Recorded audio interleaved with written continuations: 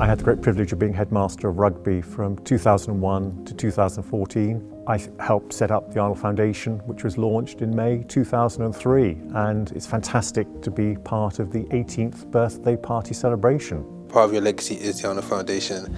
How did it come to be? The school that had fascinated me most was rugby because of Dr. Arnold and the great Arnoldian tradition, which in a sense transformed the whole nature of education in the 19th century. So when I went to rugby in 2001, everything that I'd heard about it was proven true. And it was a school with a very distinctive culture, very egalitarian, very inclusive, very different to traditional independent schools. Running alongside that was this idea to create something that was very distinctive, which was to provide life-changing opportunities for people to benefit from a rugby education, but particularly a boarding education, because their own circumstances or whatever were denying them the opportunity to really flourish. I wonder if there are any particular personal experiences in your life or your background that also drove your desire to set this up.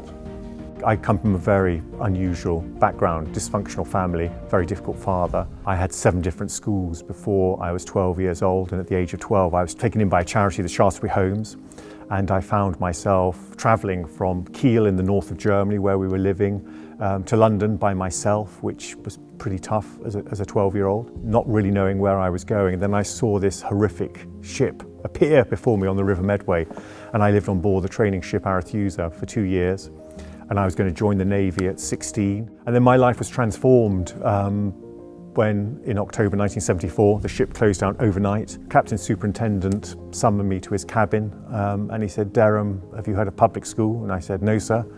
And he said, "Tomorrow you're going to one." And then it was extraordinary. And I thought, all my Christmases had come at once. I mean, I was suddenly doing things that I really wanted to do, and I was just liberated by the education. And to my amazement, I ended up as head boy, chief cadet captain of the college. And so for me, it's this slight imposter syndrome, not quite thinking that I deserve to be where I am. I've been motivated by a passion to try and replicate the opportunities that I had for as many people as possible. I'll give you a little bit of my background. So I'm from Liverpool. I'm one of 4, and my mum was widowed at a very young age and had to bring the 4 of us up on her own. And you really appreciate what you've got, but also I had some breaks along the way, because when I look back, I got a bursary to an independent school for 6th form. That, I think, was a fantastic opportunity for me. And that's why the Arnold Foundation resonates, that there are benefits to the young, bright students that come as Arnold Foundation students, but there is all the benefit that the school community gets from having those students at the school.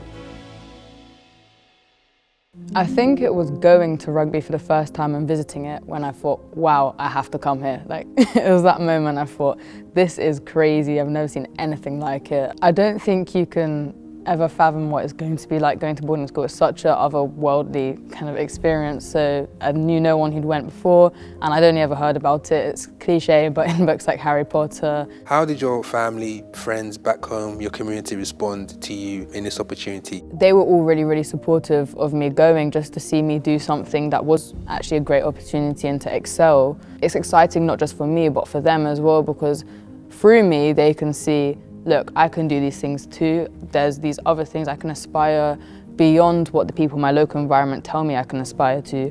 And talk to me about that first day and subsequent night at rugby. You get there and you realise everyone's just people.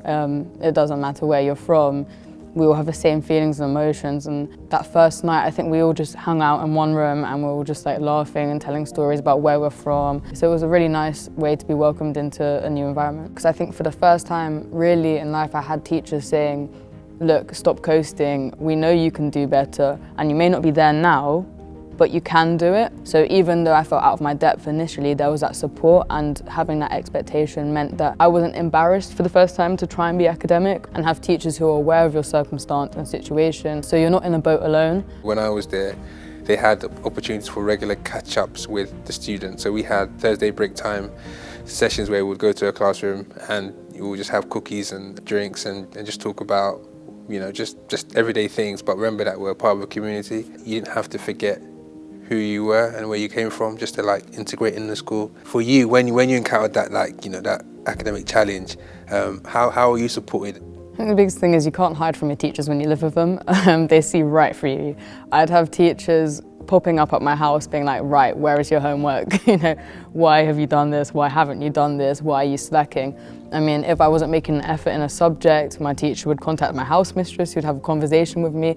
There was that time, teachers gave you that time, and they learnt how you learnt best, and they applied that to push you in the best way possible. Especially Dr. Gard, my history teacher, be walking down the road and he'd shout after me, he's like, where are you going?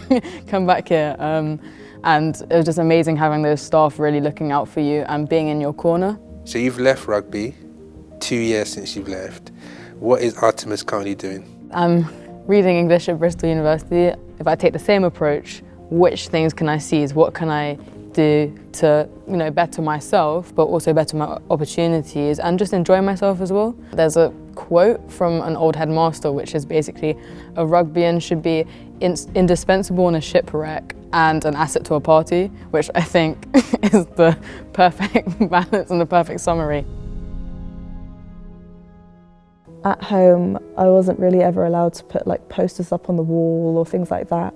Whereas like in rugby, they were like, yeah, put whatever you want, wherever you want, it's your room, make it yours so that you feel at home. Like I haven't been on sleepovers as a child, so for me, after I got to know a few of the girls, it just felt like a sleepover. The beauty of boarding houses and the beauty of rugby is how much encouragement you get. Whatever help you want, it's there for you. They looked after you knowing where you come from and your hopes for what you want at rugby, and they have other students that they've done that with. So what are you up to now? I originally wanted to do medicine, but kind of the more I went to a lot of the amazing opportunities that rugby provided for me, the work experience, everything, it just didn't feel right. I had a talk with Derham, headmaster at the time, and said, look, you know, I just don't think medicine is for me. And he said, you know, I think you should consider nursing. From then I thought, yeah, let's do it. You spend a lot more time by the bedside, which I realised from prepping for medicine that you don't really get the chance to do that, which is what I wanted. I wanted to interact with everyday people who are unwell, basically, and just kind of make that difference to their day. And again, these are skills that I think I started to realise I had. I didn't see myself as someone who was caring and wanted to care for people until I got to rugby, until I realised how much I enjoy that pastoral care, until I realised how much I enjoyed being like a role model or like someone other people can come to for help. The best skill that I learned from rugby that I was able to use was how to be a supportive team member. You're put in so many uncomfortable situations in rugby because you're learning. Those kind of skills of trying to adapt, that's it. I think we become very adaptable people. And so when the pandemic kind of hit, I had that adaptability running through me. So you kind of quickly get used to your new version of normal, and then let me help everyone else do the best that they can do and be the best that they can be. I came to know about the Arnold Foundation because I lived on the same property as something called Inter-University. I did 5 very, very enjoyable and challenging years. The first challenge actually that I remember was the first rugby training session you ever did. You probably remember Spring Hill, and Spring Hill is a mile away from Kilbracken, which is at the end of the school anyway. And we had to run a mile from Kilbracken to Spring Hill and then do a rugby training session. And I thought I was going to die about 35 metres in, I'm pretty sure. I know someone who kept referring to it as, you know, the tale of 2 cities, because it felt like you belonged to 2 cities. And there were challenges, so sometimes it was a matter of trying to bring friends along with you on this journey, and in a way you were almost representing your community at rugby. How was that concept, which was now a reality, how was that for you? Well look, I'll put it this way, if you look at my cufflinks, and they probably won't come up on camera, but they're the Michell House emblem. When you live with people, actually, you learn a lot about them that you might not otherwise, and you learn a lot about yourself in the way that you're able to tolerate the aspects of them that you don't like. And then making really, really good friends, you know. And the only really times I got in trouble in Michell were playing corridor cricket. I think in the space of a week, I once put 2 holes about 1 metre apart from each other in the wall because I was playing corridor cricket. And I get a memory from one of my friends every year, Tom Kerry. He sends me the hole with the date. I should have framed that. I don't know where it's gone. So when you joined the school, what was the first challenge for you? One thing I probably didn't account for was how much other stuff you get to do, the extracurriculars, the sports, the music, and the kind of relationships you build with people. I think the school and my housemaster was very accommodating of my faith and allowed me to express myself, and I did so in the way I thought that was best. And there were actually some great times we had as well in that exchange where I hope that a lot of my peers understood what a kind of a real life Muslim is like. Well, was there anyone perhaps who in particular difficult times you were able to talk to and receive that pastoral care? I had perhaps the best personal tutor that one could ever ask for in Mr. Bevan, and he actually passed away when I was in lower 20. And he was a very, very great man, you know, and someone who supported me throughout my time at rugby, and someone I think about quite often actually. And obviously you've left rugby for a few years now. What have you gone on to do? So right now I'm doing the last year of my Masters in Physics at Imperial College London. I guess one thing I learned at rugby was, you know, you should follow your passions and what you're good at, and the rest will fall into place eventually. I think I found, obviously coming in as lower 20, one of the things I probably didn't appreciate was by default you become almost a role model for the younger students. But in the same respect, you've also living with adults who, at this point, you know, they're the adults you've really lived with are your parents. And therefore you've got these individuals who are not only your teachers, but they're people you've got to interact with on a daily basis. And I think that as well was also something that you probably don't, from the face of it, realise that is something that's going to be a part of the experience. Finishing school after just 2 years with kind of, you know, an outcome which is the best version of yourself, I guess.